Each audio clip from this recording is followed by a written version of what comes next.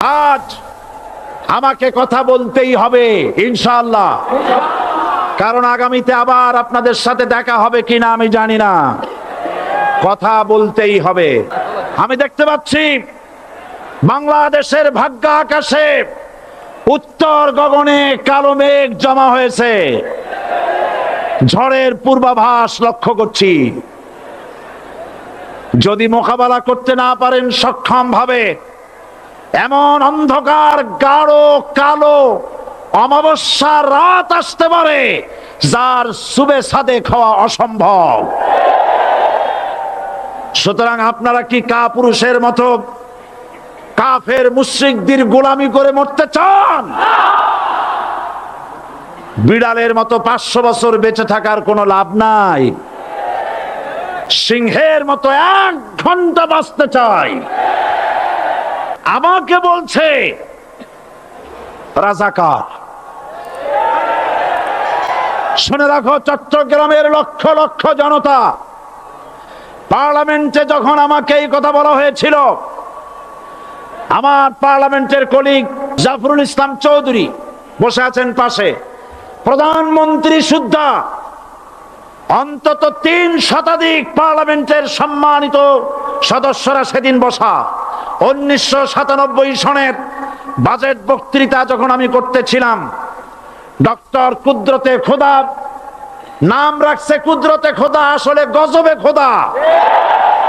এ লোকটি নাস্তিক, ইসলামের চূড়ান্ত দুশমন।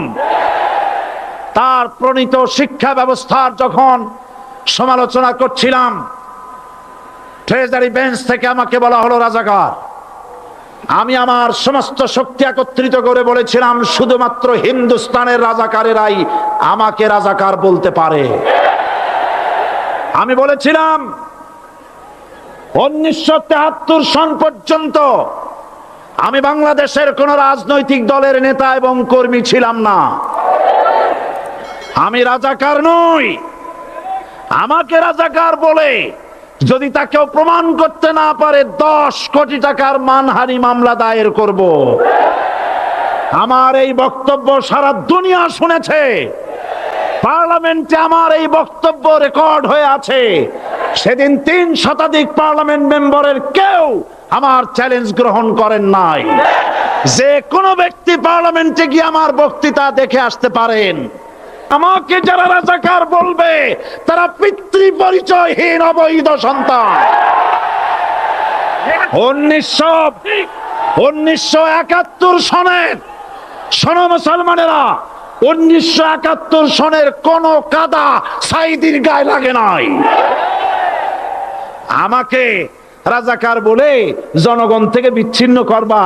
জনগণ থেকে আমারে বিচ্ছিন্ন করা যাবে না, কারণ এই জনগণ আমার জন্য আসে না, এই জনগণ আসে আল্লাহর কোরআনের জন্য।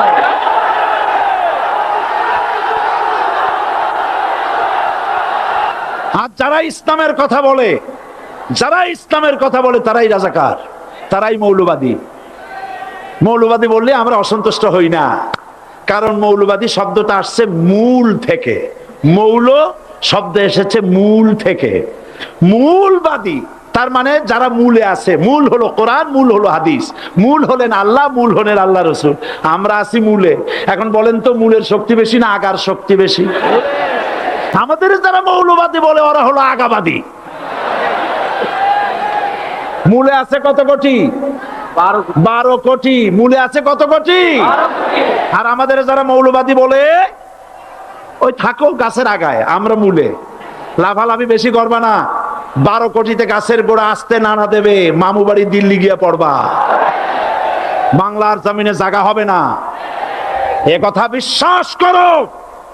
বাংলাদেশের মুসলমানদের শরীরে 1 বিন্দু রক্ত থাকতে শয়তানের তৈরি করা ধর্মনিরপেক্ষ মতবাদ বাংলার জমিনে কায়েম হতে দেওয়া হবে না, হবে না। স্বাধীনতার ঘোষণা এই চট্টগ্রাম থেকে স্বাধীনতার মহান ঘোষক প্রেসিডেন্ট জিয়াউর রহমান সাহেব দিয়েছিলেন। এই চট্টগ্রাম থেকেই ইসলামী রাষ্ট্রের ঘোষণা হবে। 144 ধারা 288 হয়ে গেছে। ষড়যন্ত্র পায় পায় চলে গেছে। আমি ওই সব ছেলেদের বলি, সরকারি দলের ছাত্র হইয়া মুসলমানদের বিপক্ষে যাইও না। এদেশের ভাগ হয়ে গেছে দুটো শিবির, বোঝাই যাচ্ছে। একদিকে ভারতের পা চাটা গোলাম,